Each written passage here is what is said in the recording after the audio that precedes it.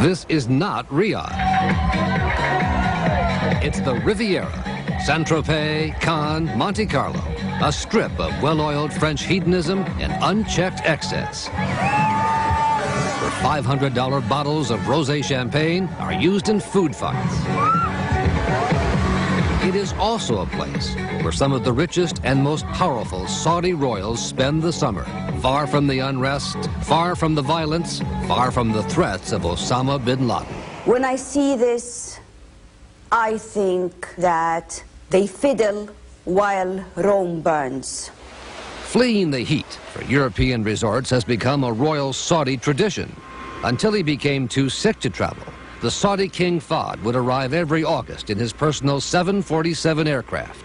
That's him in the wheelchair, with a huge entourage, to spend the summer at a gigantic palace he had built outside Marbella, Spain, used at most just once a year. This spending is happening while the terrorists are threatening guerrilla war. This is not about vacation. This is about escape. May Yamani saw firsthand the lavish lifestyle of the Saudi royal family when her father, Sheikh Yamani, served as oil minister of Saudi Arabia in the 1970s. Young princes and Now living in exile in London, a fellow at the Royal Institute of International Affairs, she has emerged as one of the harshest critics of the Saudi royal family. there is no attempt at discretion. People hear about the hundreds of cars, restaurants, lavish spending, and it angers them because they've been taught that this wealth belongs to Allah and then belongs to them. This summer, even as Saudi authorities braced for a new round of al-Qaeda attacks, royal family members were once again all over the Riviera, in the water, on the beach, in the shops. Fancy jewelry was going fast, including this $1.2 million emerald and diamond necklace sold to a Saudi prince. Also hot was the latest in Parisian fashion, such as this $10,000 Christian Lacroix outfit with purple raccoon boas sold to a Saudi princess. The rise in the price of oil has been good for someone. In the harbor in Cannes, we counted at least 7 huge Saudi yachts, some of the biggest in the world. The yacht of Prince Sultan, the Saudi defense minister, here. The yacht of one of the king's sons there. And in the middle of them all, complete with its own helicopter, the yacht of the Saudi prince, who is described as the 5th richest man in the world, Prince Al-Walid bin Talal. We're just vacationing like any other vacationers, and I'm with my daughter and my son here. They're jet skiing right now, and they're skiing innocently like any other family. You know, it's like any other family, yes? Well, not quite, right? No, excuse me, like any other family in the middle of the sea. After months of trying to find a member of the royal family willing to talk with us about what some see as a crisis facing the kingdom, we were summoned to Cannes and transported to the yacht of Prince Al-Walid, one of the 5,000 Saudi princes. Prince Al-Walid said he was eager to dispel what he calls the myth that his royal family is threatened by any crisis. There's no crisis. These are issues that any country have to face. But I cannot call these crises. So in Saudi Arabia, you don't see a crisis? I don't see crisis whatsoever. There was certainly no sense of crisis on board the prince's yacht, the Kingdom. The 47-year-old divorced billionaire, whose uncle is the king, was eager to show us around the vessel. Yeah, this is the main saloon here. 281 feet long, once owned by Donald Trump. Don't forget, it's a used boat. It's a used boat. Oh, yes, that's a used boat. Just a used boat. Oh, yes, yes, yes. Best you exactly, can do. Mr. Trump enjoyed it. I'm enjoying it. In this rare glimpse inside the royal yacht, the prince told us he allows no liquor on board.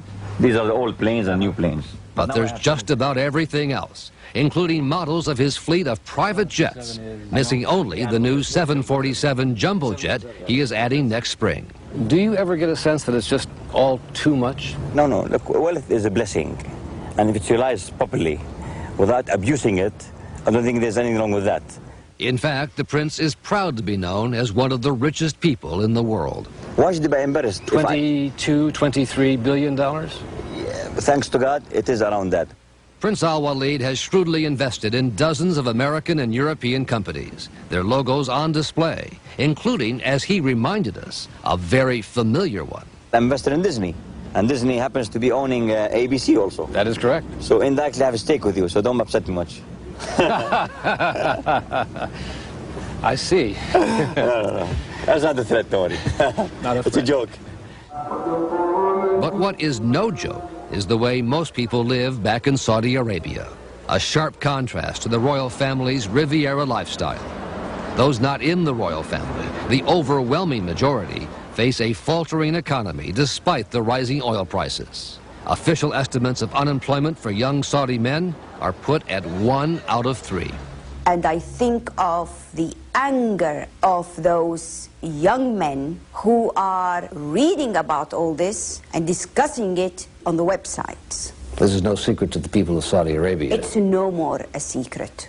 The princes are asleep. But that's not how the prince sees it from the deck of his yacht in the Mediterranean. He sees the royal family as beloved by its subjects. The interaction and the relation between the Saudi ruling family and the people, I would say, is further than ideal. It's utopian. It's utopia. I think it's ideal. And if you would like to press me a little bit more, I would say utopia, yes. Utopia. Yes. But if true, there's trouble in utopia. Each night, a dissident Islamic group beams a satellite broadcast into Saudi Arabia, calling for an end to the royal family. The broadcast comes from London, where this man, Saad Al-Faqih, a former surgeon and university professor, berates the royal family's lavish spending as a mockery of the Islamic religion. Al-Faqih wore a headdress when he talked with us. Actually, they are enemies of Islam. They are actually destroying the name of Islam. The Saudis have tried to block Al-Faqih's satellite transmissions and recently accused him of being part of a terrorist plot to assassinate members of the royal family. Are you someone who has plotted to kill members of the royal family? Of course not. If I thought it is a good thing, I would have worked on it.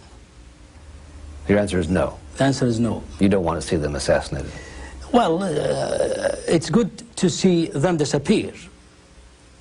It's good to see them disappear. When Al-Faqih used his broadcast last year to call for public demonstrations in Saudi Arabia, more than 200 people took to the streets. The first time in memory such an event had taken place. Most of those involved were arrested.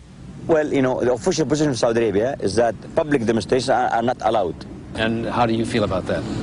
To me, really, I'm indifferent to that. Indifferent. And personally, frankly speaking.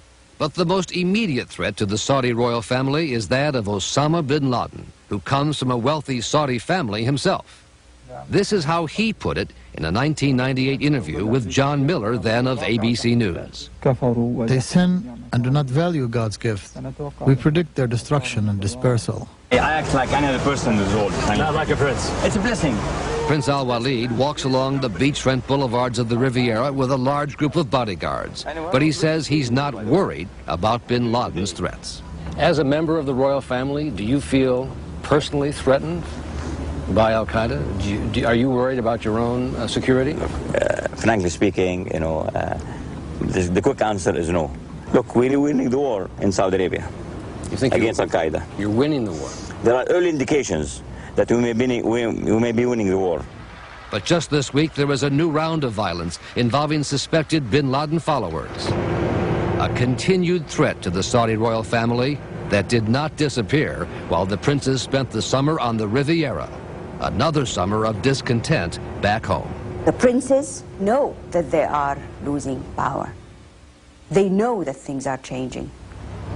And what we discovered about some of the other royal princes, their alleged roles in prostitution rings and cocaine smuggling, certainly won't help.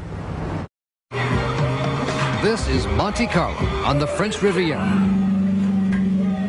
home to one of Europe's top nightclubs, Jimmy's. The scene of what would become a wild night. In our 2020 investigation, the royal family of Saudi Arabia. Jimmy's was an after-hour club in Monaco that if you didn't have money, you didn't belong there. But a 2020 undercover team worked its way inside, including cameraman Tony Foreman. When we got there, I think it was about 2:30 in the morning. The joint was packed. We were there to try to find a group of Saudi royals who we had been told might be at the club. We found them. They were there with women and a lot of booze. As the Saudis left the club, our team followed them back to their huge yacht and saw a new round of women arriving. I filmed all of that, and I felt we'd gotten enough. And I said, well, let's get out of here. That's when trouble began. We were spotted by two men from the royal entourage who gave chase